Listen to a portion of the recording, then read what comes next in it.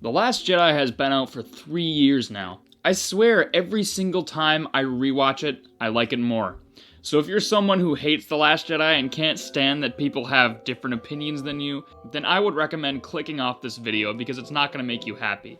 Last Jedi went from a movie I was conflicted about when I first left the theater, to a movie I liked but didn't love, to a movie I loved, to one of my favorite movies. Period. It's in my top 40 favorite films of all time if you look at my Letterboxd. The fact that Disney allowed Rian Johnson to make a risky, deep, artistic Star Wars movie still blows my mind, and I'm so grateful for it. The flaws I have with the movie are very minimal. I like every plot in the movie, and yes, that includes Canto Bight.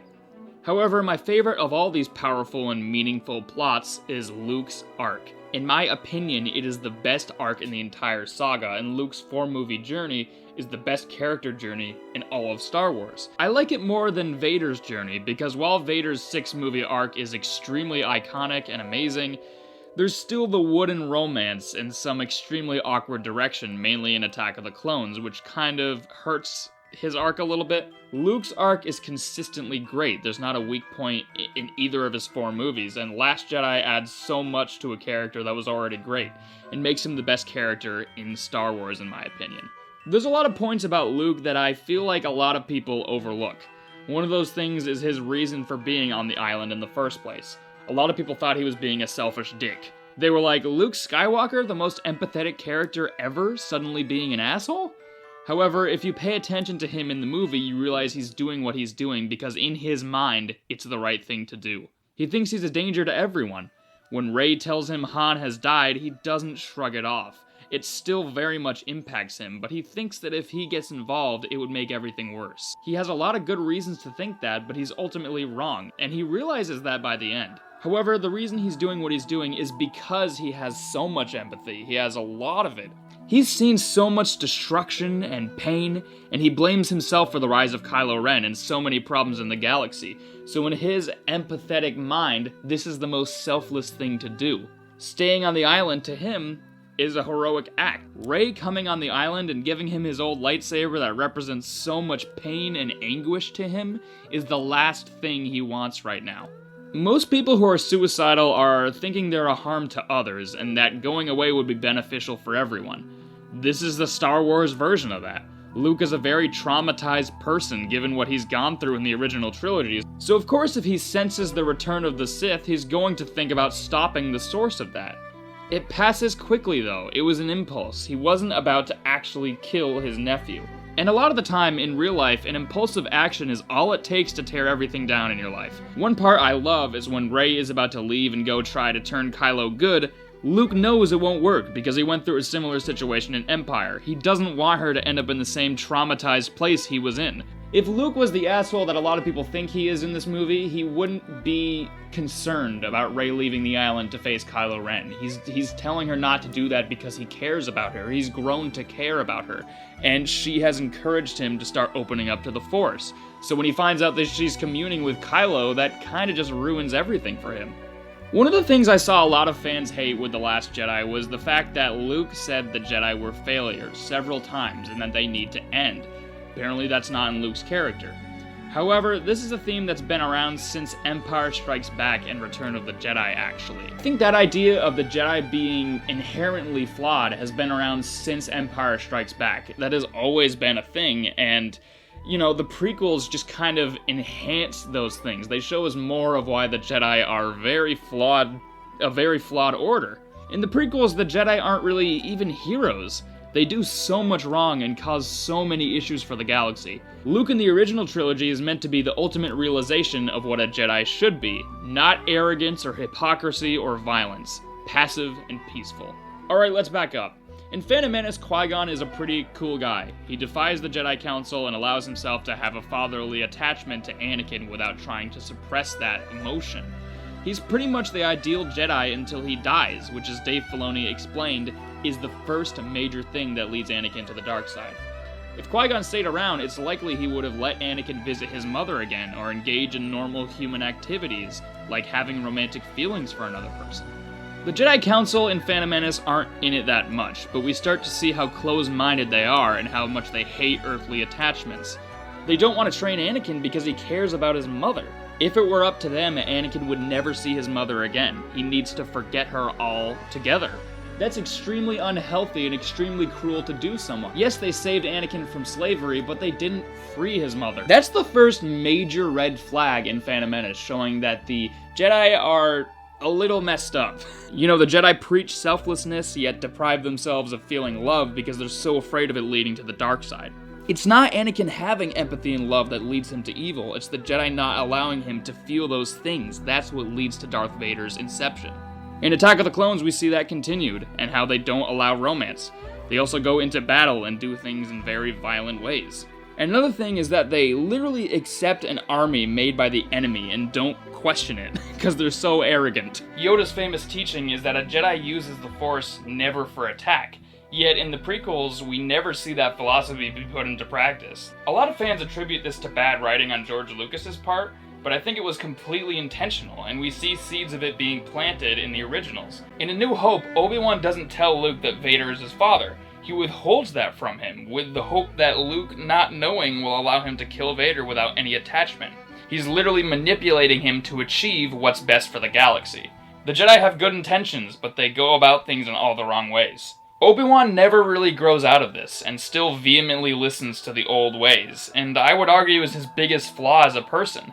He's an amazing character because he has that flaw. Obi-Wan is far from perfect. I'd say the same applies to Yoda. In Empire Strikes Back, Yoda has some really good teachings, but also some that aren't all that great. He says, adventure, excitement, a Jedi craves not these things. That's very much falling into the prequel mentality that Jedi can't feel emotions or have desires. When in reality, the best people in real life are the ones who have attachments and love others, who love adventure and excitement. In Return of the Jedi, after being lied to repeatedly, Yoda and Obi-Wan tell Luke to kill Vader, and that there's no other way. This is also hypocritical, because Yoda literally just said that the Jedi don't use the Force for attack. Luke ultimately decides not to kill his father at the end of Return of the Jedi. He does the moral thing by not listening to Yoda and Obi-Wan. Finally, we see a Jedi who actually listens to what they preach about, peace and pacifism. In that moment, Luke is the best Jedi we've ever seen, because he uses his empathy and has become the ultimate realization of what a Jedi should be. He uses his own attachments to do the right thing. Because of all this and what Luke goes through with Kylo, he has every reason to feel the way he does in The Last Jedi. The Jedi is an inherently broken order that's caused trauma in his own life and trauma in the lives of so many others. It has parallels to Christianity and other religions where hypocrisy can be found all over the place. However, there are a lot of good people who practice religion who take from the good parts of the Bible and not the bad. Luke's arc is eventually realizing that the good teachings of the Jedi should be maintained while the old ones should be done away with.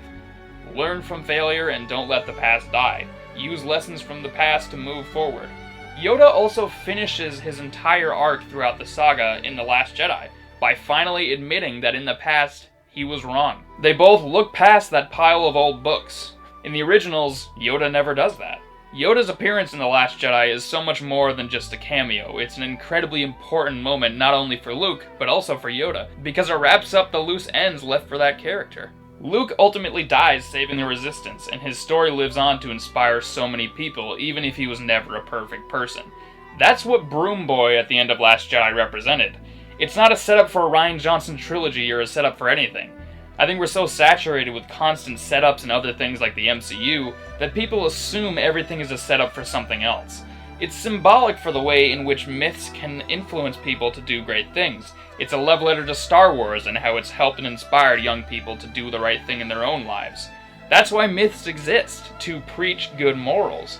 Luke's arc is one of the most relatable things I've ever seen, period. And it's really helped me in times where I've felt and experienced similar things and suicidal episodes of depression. So much so that we recently found out that a lot of Luke's story in The Last Jedi was started off by George Lucas. They used a lot of his ideas to make Luke in The Last Jedi. Last Jedi acknowledges the prequels so much better than Rise of Skywalker ever did.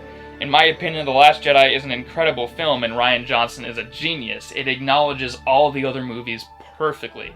I love The Mandalorian Season 2, and I also really like how, Ahsoka is kind of jaded in her episode. She's just like, I'm not gonna train Grogu because screw that, the Jedi are messed up and I don't want to make that happen again. She has a very similar, mentality to Luke in Mandalorian Season 2 in that way. But in my opinion, I still like The Last Jedi more than The Mandalorian, which a lot of people, would really scoff at. Speaking of The Mandalorian, there was another really big character that showed up, and if you've watched the show, you probably know who I'm alluding to.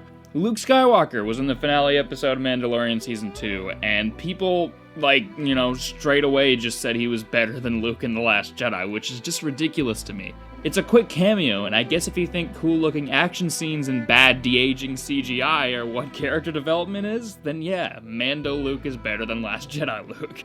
That sounded a little harsh. I liked Luke's appearance in The Mandalorian. I thought it was a decently executed cameo, but that's what it is, a cameo. Because this is Din and Grogu's story, this isn't about Luke. So I was more interested in, Din's emotions as he was parting with Grogu, not so much on what Luke was going through in this moment. But I did really like that he took out Dark Troopers instead of humans, because if he was taking out humans, that would be an actual assassination of the character, because Luke at this point in time is supposed to be a pacifist. He's supposed to not protect people in violent ways, and Dark Troopers are mindless soldiers, so he's not killing a sentient being, which I really liked that. I believe that Jon Favreau did that intentionally. It was a cool cameo, it was cool to see Luke at his prime, but saying it's better than Last Jedi Luke? I really don't see it. I don't think Star Wars content will ever be as good as The Last Jedi, maybe ever again in my own view. It explores themes of depression and abusive relationships through Kylo and Rey, and those are all real-world issues that are really important to me, and I've explored them in my own films, so I think that's why The Last Jedi resonates with me so much, because it really explores things that are important to me. So the fact that a Star Wars movie did that is pretty extraordinary. If you want to see my other video on the sequel trilogy where I dig into more aspects of The Last Jedi, like Rey and Kylo and the Canto Bite and Poe Dameron and all that, the link is in the description. Hopefully, if you don't like Luke in The Last Jedi, maybe this could open your eyes as to why someone would appreciate it. Thank you, Luke Skywalker, and thank you, Rian Johnson.